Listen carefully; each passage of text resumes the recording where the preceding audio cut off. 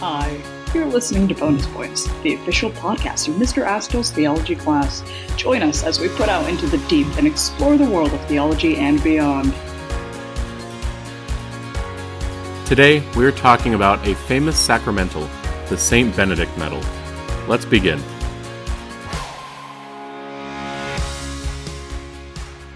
Hello and welcome to episode 71 of Bonus Points. On today's episode, I thought that I would talk about an important sacramental and how it helps us in our daily fight against evil. I'm talking about the St. Benedict medal, which is pretty cool for a few reasons.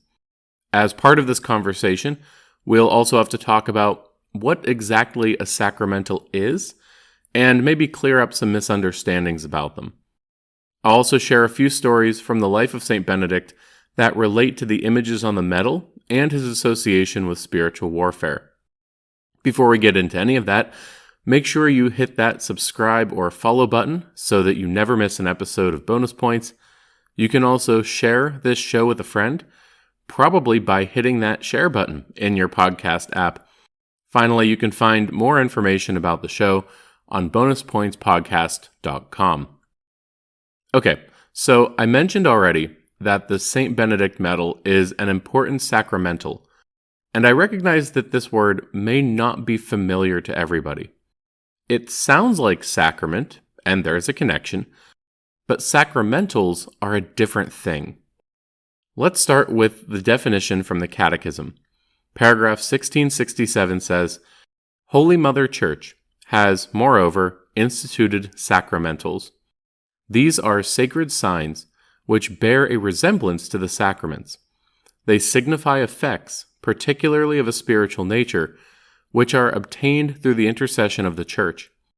By them, men are disposed to receive the chief effect of the sacraments, and various occasions in life are rendered holy. If you're familiar with the definition of a sacrament, you'll see a resemblance there. Both sacraments and sacramentals are outward or visible signs. This is important because we are embodied creatures. I know I've said this on the show a million times before, but we are body-soul composites. You are both a body and a soul, and it is your body that you use to interact with the world around you. Even this podcast is coming to you through your sense of hearing, and it's mediated by things like your phone or your computer or whatever you're using to listen. So when it comes to worship, there is always a physical level, because that's how we interact with the world around us. That's why we have sacred art and Gregorian chant, and that's why we use different postures in the Mass. All of these are ways of making visible what is invisible. Now, here's the difference between sacraments and sacramentals. Where sacraments give grace, sacramentals dispose us to receive grace, or they prepare us to receive grace. The Catechism says that they dispose us to receive the chief effects of the sacraments. So sacramentals support sacraments by helping us to get as much grace as we can out of them. Unlike sacraments which were instituted by Christ, sacramentals are instituted by the Church. That's why we can have new ones arise throughout church history, like the St. Benedict medal. And I think it's important to start here, because I've noticed a trend in some circles, and maybe this is just my very limited experience, but I've noticed a trend where some people put so much emphasis on sacramentals that they neglect the sacraments. Both are important to our spiritual lives, of course, but sacramentals, including the St. Benedict medal, are there to dispose us, to prepare us for the sacraments. So that's our context here. The St. Benedict medal, like any sacramental, is there to enrich our faith life, prepare us for the sacraments. It's a way of exercising our baptismal priesthood, and by bringing our faith beyond the walls of the church, beyond that hour on Sunday morning. Now, there are hundreds of different sacramentals. This is a category that includes things like blessings of people or objects, but also some objects themselves. You think of things like rosary beads, the scapular, palms, like what we get on Palm Sunday, oil, candles. All of these are important sacramentals. One of the maybe big categories of sacramentals is medals. If you have ever been in a Catholic store, you've probably seen tiny drawers with small medals for all sorts of different saints. Usually these medals are a circle or an oval with an image of the saint on the front, and you can usually get them for like less than $1 in most cases, unless you want one that's like sterling silver or commemorative or something like that. Many people wear them on a chain around their necks, or will attach them to their rosaries or keep them in their pockets. These medals became super popular in the 16th century, so the 1500s, but the practice actually goes back much further. In the pre-Christian Roman world, people often wore medals around their neck called amuletum or amulets. They believed that wearing them would produce some sort of supernatural effect like a talisman. The early church took this practice, removed the talismanic element, and turned it into a sign of devotion. We've talked about this on the show before, especially back in episode 46 on the origin of Halloween. But this is an example of the church baptizing something from the culture. We can take something secular or something that has secular origins, recognize the good things about it, and direct those good things to Christ. But I especially want to highlight that the church made it very clear that unlike the Roman amuletum, these devotional medals are not magic. The sacramentals always presuppose the piety and devotion of the user. Otherwise, they don't have any particular effect. After all, they're there to orient us more toward the sacraments. Treating them like magic charms that work no matter what is exactly the kind of superstition that we're often falsely accused of by non-Catholics. Anyway, we have uncovered examples of these early Christian medals as far back as the second century. One example we have from archaeology is a depiction of Saints Peter and Paul, and was probably given to pilgrims who visited Rome. This was a very common use of the medal to commemorate visits to important shrines or to mark important events. In the medieval era, you had medals that were inscribed with short messages, such as the symbol IHS or Hail Mary, pray for us. That was a common one. And if my memory serves me right, and I did not look this up to verify, so take it for what it's worth, but I think one of the characters in the Canterbury Tales wore one of these medals inscribed with the motto, "Love conquers all." But again, take that for what it's worth. I think I'm recalling that from a high school English class. Anyway, devotional medals became extremely popular in the 16th century because Pope Pius V began blessing them and encouraging the faithful to wear them or carry them. Based on all of this, you might expect a St. Benedict medal to be similar to other saint medals. And it is, in many ways. It's round, it's made of metal, and it has a depiction of St. Benedict on the front. But it also has many elements that make it unique, and that are connected to the medal's reputation as a helpful tool in spiritual warfare. Before we talk about that, though, let's look at St. Benedict himself. We talked about St. Benedict back in episode 67 when we talked about what his rule has to say to leaders of every sort. In that episode, I gave a brief sketch of his life and how he became the founder of the Benedictine order. Instead of repeating all that here, I would encourage you to go back and listen to that part of episode 67 if you're not already familiar with St. Benedict. Most of the stories we have from his life come from a book by Pope St. Gregory the Great called The Dialogues, which, again, we referenced back in episode 67 as well. Book 2 of the Dialogues is all about the life of St. Benedict. There are a few things we read about in this biography that are the foundation for this association between St. Benedict and spiritual warfare. And at this point, I want to offer a disclaimer about spiritual warfare and the demonic. I think that this is important anytime these topics come up because they often generate both a lot of interest and a lot of misunderstanding. When it comes to demonic activity or spiritual warfare, people are naturally interested, right? These stories draw us because they tend to be dramatic or sensational, and we can think of like what we see in the movies. Here's the thing. The devil is real, full stop.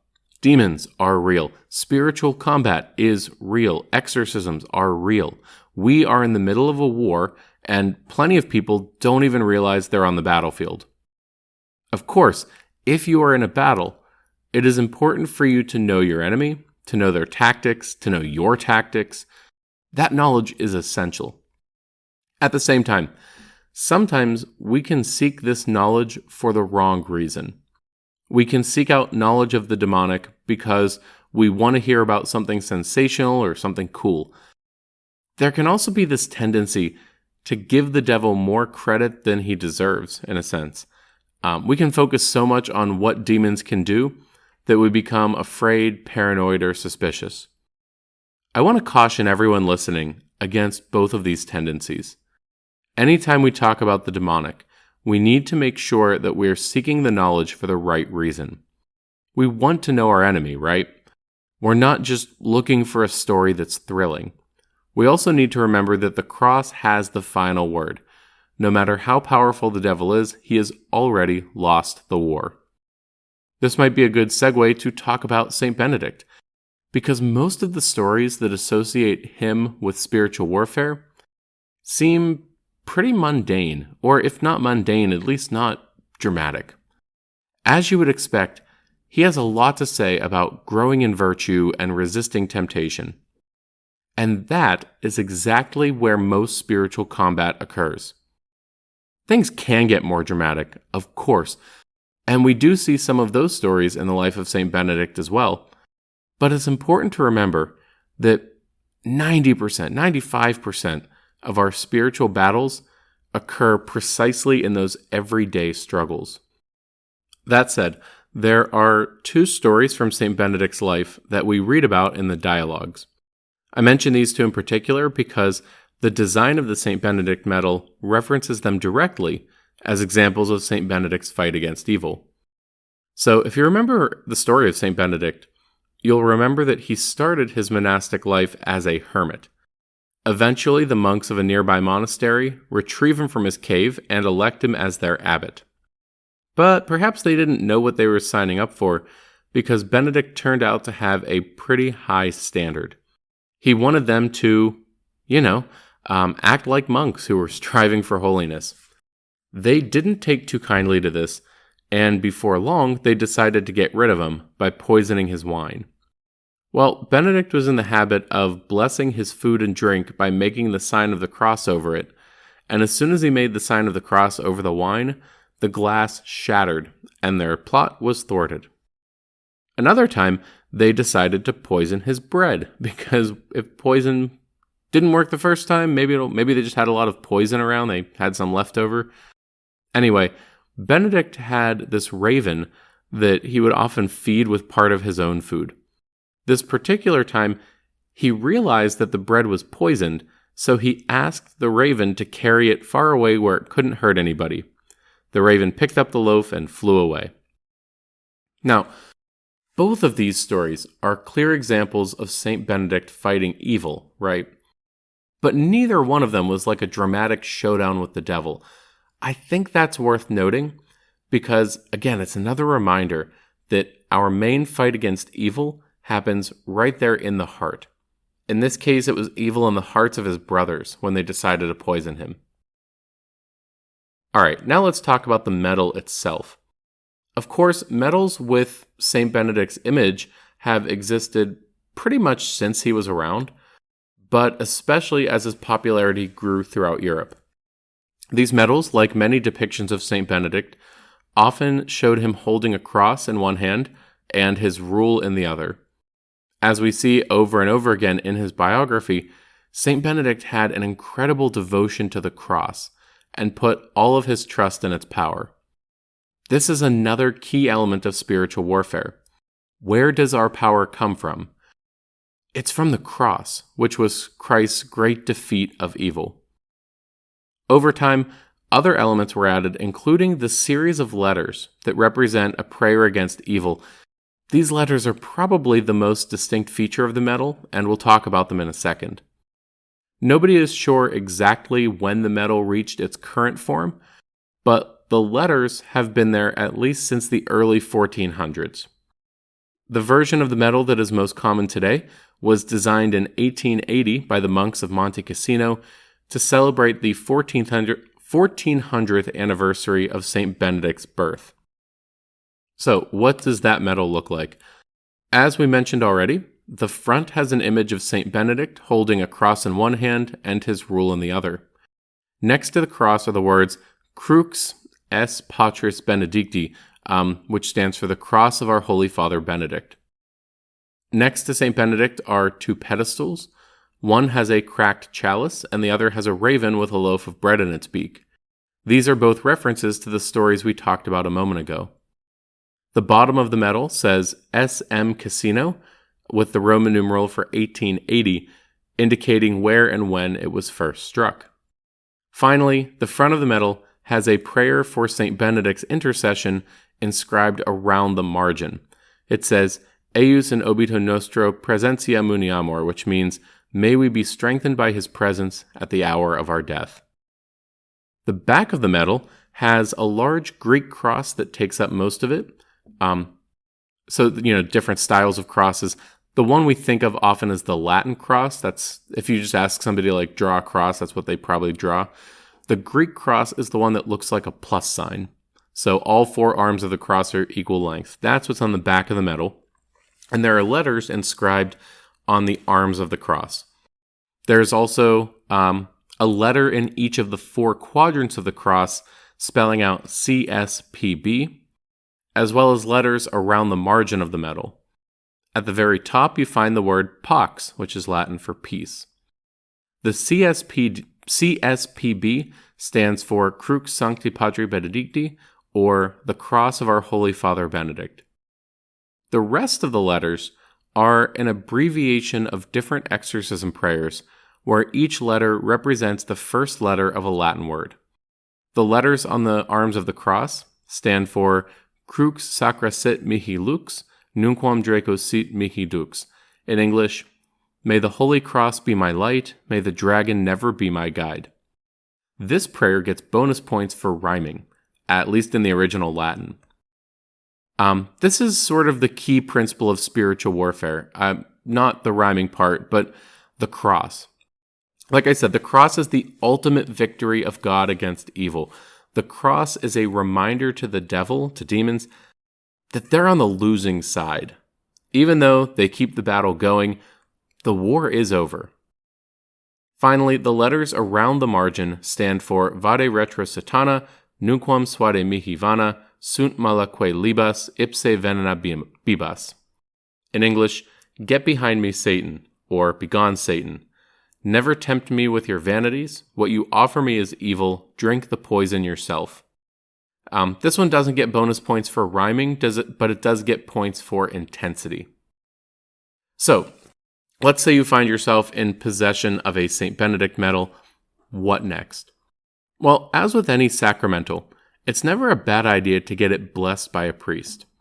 We'll talk about blessings in a future episode, by the way, but the St. Benedict medal has its own unique blessing in which the authority of the Church is invoked against evil. Because of this, medals that have been blessed using this prayer are called exorcised medals. Recall from episode 21 that the term exorcism refers to prayers against evil that invoke the Church's authority. After you get your medal blessed, the most common ways to use it are to wear it on a chain around your neck, attach it to your rosary, or keep it in your pocket. You can also find crucifixes with a medal embedded in them behind the corpus, and sometimes they're even placed in the cornerstones of new buildings. Personally, I have one on my rosary, and I also wear one on my scapular. The scapular I wear has a little pocket in each of the wool squares, perfect for a medal. Like we said at the top of the show, Sacramentals are supposed to be reminders for us. They're outward signs of piety. The letters on the medal should remind us to pray that prayer often, to invoke the cross in temptation, and to fight the power of evil. Remember, if you take away anything from this, I hope it is the idea that most spiritual warfare occurs in the mundane, everyday struggle. The constant fight against temptation, the constant fight to grow in virtue. The St. Benedict medal is a tangible reminder of this fight, day in and day out. As much as we like to imagine the big dramatic battles that you'd make a movie out of, real life is more about perseverance than anything. And that's going to do it for today's episode. As with any sacramental, we are not saying that every person needs to incorporate every single one into their prayer life. That would be impossible. But perhaps consider the St. Benedict medal, especially if you felt inspired by today's episode. You can find them wherever you get Catholic medals. But if you want more resources about the St. Benedict medal, you can head on over to bonuspointspodcast.com. Here are the links I have for you today. You'll find a link to the Catechisms section on sacramentals, an article about the history of St. medals, and 2 chapters from Pope St. Gregory the Great's dialogues that we quoted, as well as a page from the Benedictine order about the history of the medal. Until next time, thank you for listening. Tune in next week as we continue every episode to put out into the deep to explore the world of theology and beyond.